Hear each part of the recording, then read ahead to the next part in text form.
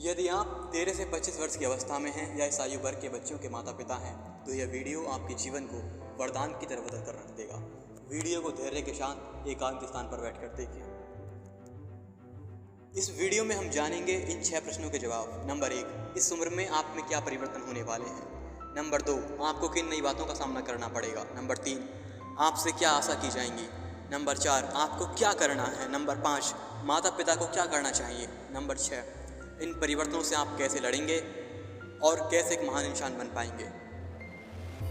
12 वर्ष की अवस्था समाप्त, 13 वर्ष की आयु की ओर कदम, अर्थात बाल्यावस्था से एक किशोर अवस्था की ओर पहला कदम। संसार में भले ही कोई परिवर्तन ना हुआ हो, पर आपने एक संसार से दूसरे संसार में कदम रख दिया है। आपका सब कुछ बदल चुका है। आपको वो अधिकार नहीं मिलेंगे जो किसी वयस्क या बड़े को मिले हुए हैं, पर आपसे उन कार्यों को करने की पूरी आशा या अपेक्षा की जाएगी जो किसी बड़े से की जानी चाहिए।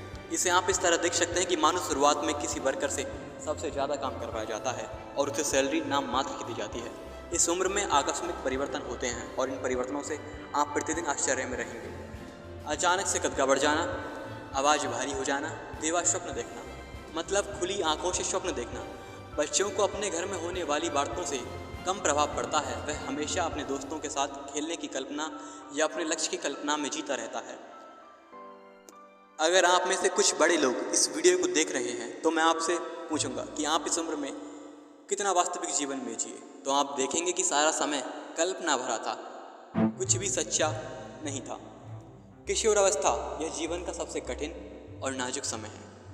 आपके लिए मेरी बातों को समझना थोड़ा अटपटा लग सकता है, पर आप धैर्य बनाकर इस वीडियो को देखते रहें। अगर आप भारत में रहते हैं तो मैं आपसे हाथ जोड़कर निवेदन करता हूँ कि आप वैसे भी परिपक्व होने की और समझदार होने की कोशिश कर रहे होंगे, तो एक बार मेरी बात माने और वास्तव में परिपक्व और गंभीर नवयुवक की भांति अपने लिए एक निर्णय लेकर एक स्वच्छ और प्राकृतिक वातावरण का निर्माण कीजिए। आपके लिए यह एक सांचे की भांति काम करेगा।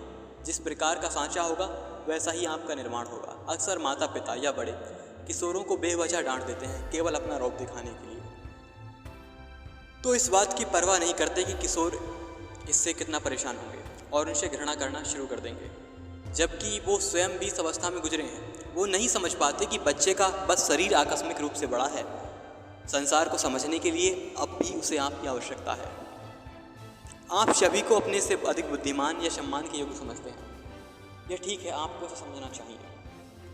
और आपकी जानकारी के लिए बता दूं कि इस दुनिया में कोई भी पूर्ण नहीं है, सब में कमियां हैं। इसीलिए आपको हर किसी की हर कोई बात आंख मूंद कर मानने की कोई आवश्यकता नहीं है, पर साथ ही आप इतने भी समझदार नहीं हुए हैं कि आप किसी को भी अपमानित करें। इसीलिए मैं आपसे कहूँगा कि आप शांत रहने का प्रयास करें। हालांकि इस अवस्था में आपके लिए यह बहुत कठिन होगा, पर आप इस पर काम करें।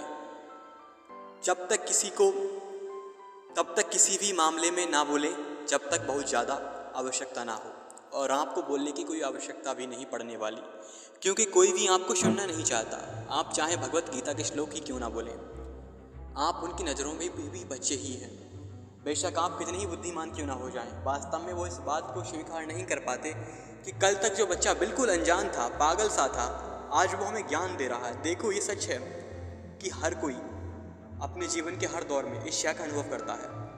लोग इस बात को बर्दाश्त नहीं कर पाते कि आप डेवलप हो रहे हैं, आपका विकास हो रहा है। कल जो उन पर निर्भर था, आज उनसे ऊपर। ये चीज़ मैंने भी कहीं ना कहीं महसूस की है कि अच्छा सा नहीं लगता कि बच्चा बड़ा होकर आपके सामने बुद्धिजीवी हो जाए और आपको ज्ञान देना शुरू कर दे। इसलिए आप उन लोगों के प्रति अपना व्यवहार आदर का रखें और उनके सामने अनभिज्ञ ही बने रहें। जब तक कि उन्हें बहुत ज़्यादा आपकी ज़रूरत ना हो तब तक आप कोई एक्शन ना लें।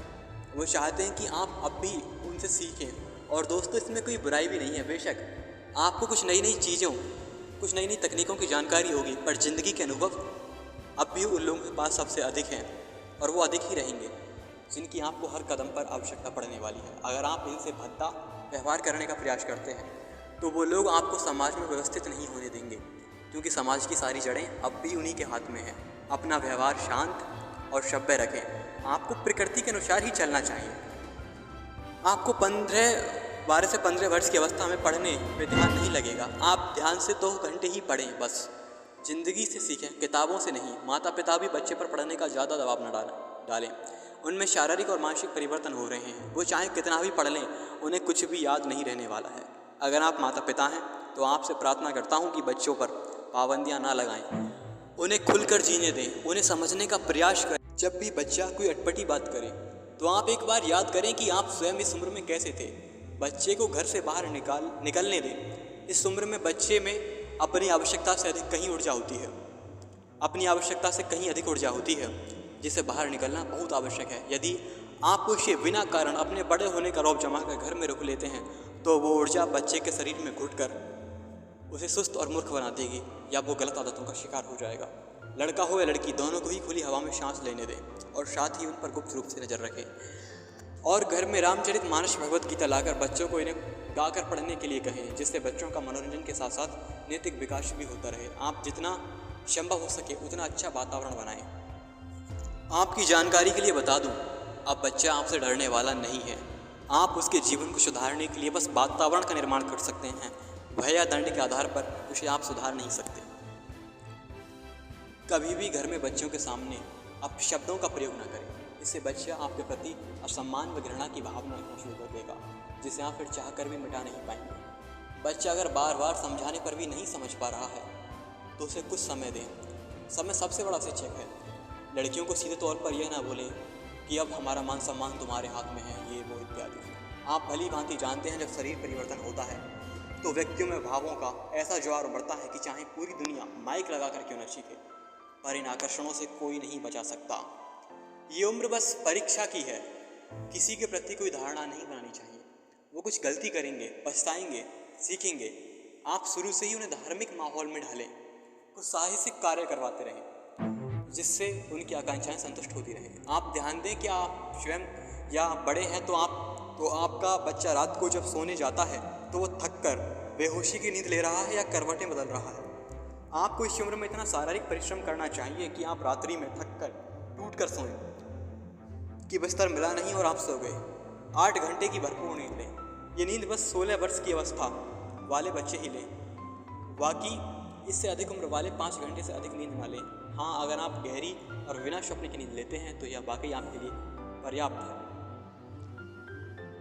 दोस्तों, ऐसे माता पिता मिलना सभी के लिए संभव नहीं है, इसलिए आप स्वयं ही इन नियमों को अपने ऊपर लागू करें।